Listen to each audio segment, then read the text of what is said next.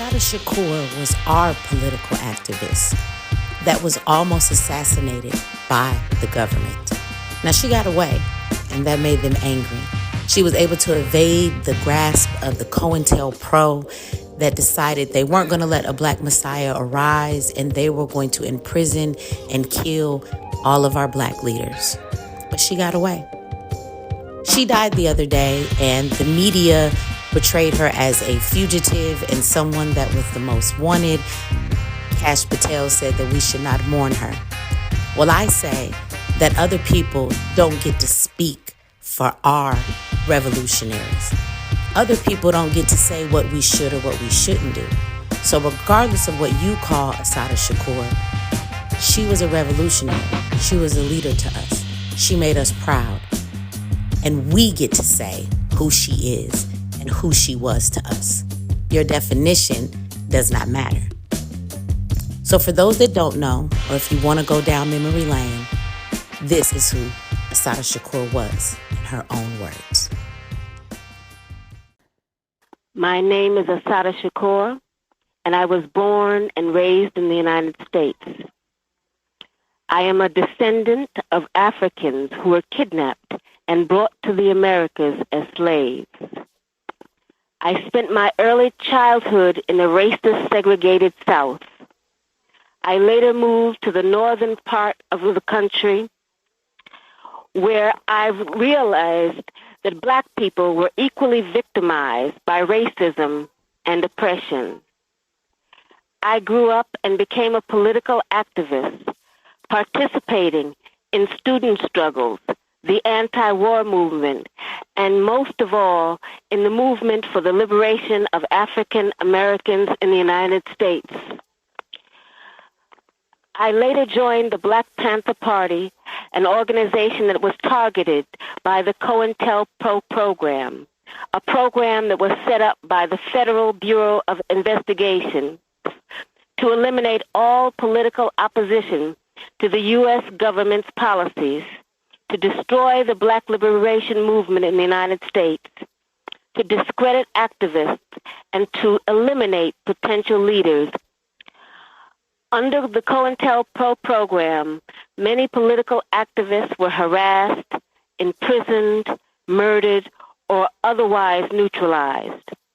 As a result of being targeted by COINTELPRO, I, like many other young people, was faced with the threat of prison, underground, exile, or death.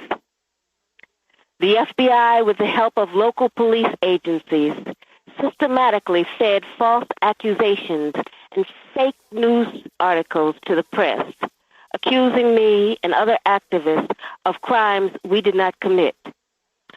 Although in my case the charges were eventually dropped or I was eventually acquitted, the national and local police agencies created a situation where, based on their false accusations against me, any police officer could shoot me on sight. It was not until the Freedom of Information Act was passed in the mid-'70s that we began to see the scope of the United States government's persecution of political activists.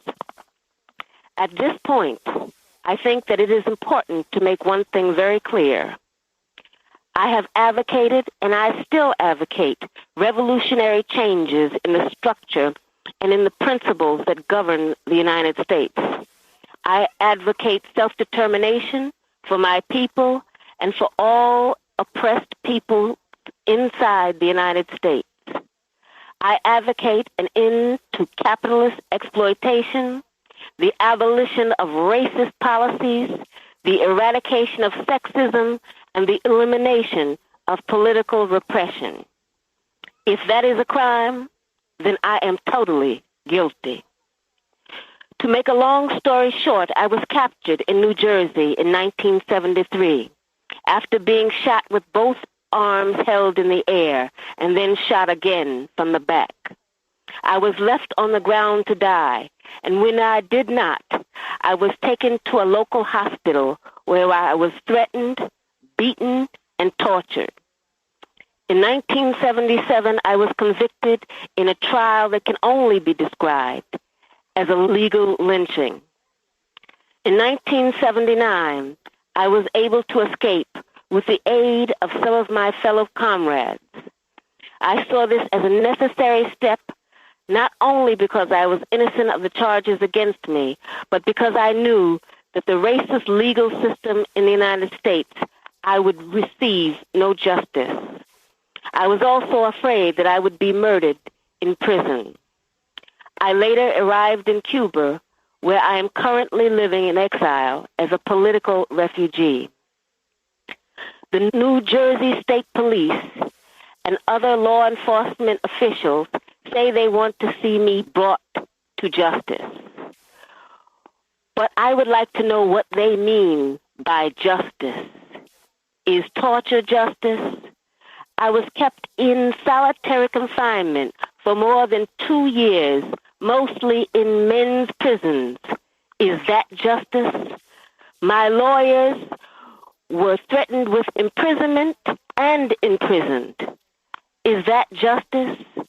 I was tried by an all-white jury without even the pretext of impartiality and then sentenced to life in prison plus 33 years. Is that justice? Let me emphasize that justice for me is not the issue I am addressing here. It is justice for my people that is at stake. When my people receive justice, I am sure that I will receive it too. I ask nothing for myself. I only ask you to examine the social reality of the United States and to speak out against the human rights violations that are taking place. On this day, the birthday of Martin Luther King, I am reminded of all those who gave their lives for freedom. Most of the people who live on this planet are still not free. I ask only that you continue to work and pray to end oppression and political repression.